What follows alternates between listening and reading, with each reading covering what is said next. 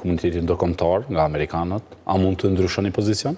Nuk ka kësi kërkesa nga komunitetin ndërkombëtar. Ka pasur të kaluarën, për përkraje të caktuara. Nuk ka, ajo ka qenë ndoshta një kërkesë para 15 viteve, 16 viteve, nuk e di vitin e saktë.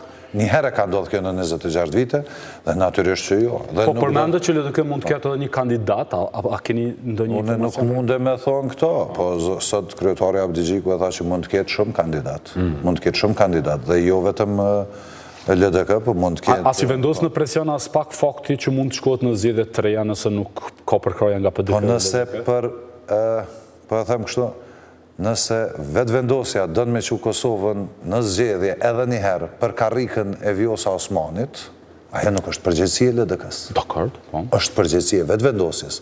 Le ta dërgojmë vetëvendosja edhe njëherë pra Kosovën në zgjedhje për karrikën e Vjosa Osmanit. Sepse ajo nuk ka bë përfaqësim të unitetit të vendit. Kështu që ne nuk jemi në atë presion, sepse ne jemi aty ku jemi, ka zgjidhje. Dhe ka mund të ketë edhe zgjedhje. Okej. Krejtësisht në fund, a e përjashtoni me çdo variant ju të paktën bashkangjitjen në bashkëqeverisje? Po e para punës, unë nuk mund ta komentoj këtë, sepse për të pas një opinion për bashkëqeverisje duhet të ekzistojë edhe një ofertë.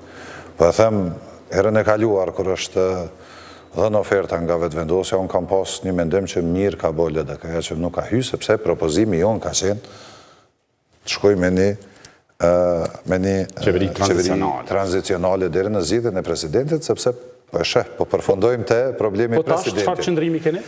Tash personalisht kjo çështje mund mos jetë edhe nevojshme, sepse vetëvendosja dhe i ka 51%. Po, i ka 51% dhe mund të jetë me loj 2 prej 3 institucioneve e vetme.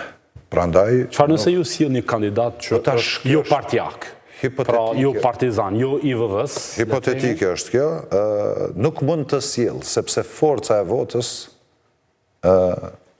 fuqia e votës që e kanë në zgjedhje, nuk ju mjafton për të, dhe nuk duhet të sjell.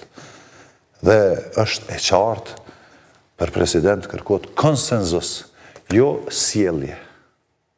Propozim. Përmes propozimit krijohet konsensus. Konsensus. Dhe kërkohet edhe një dialog ndërpartijak. Okej. Kërkohet një dialog ndërpartijak.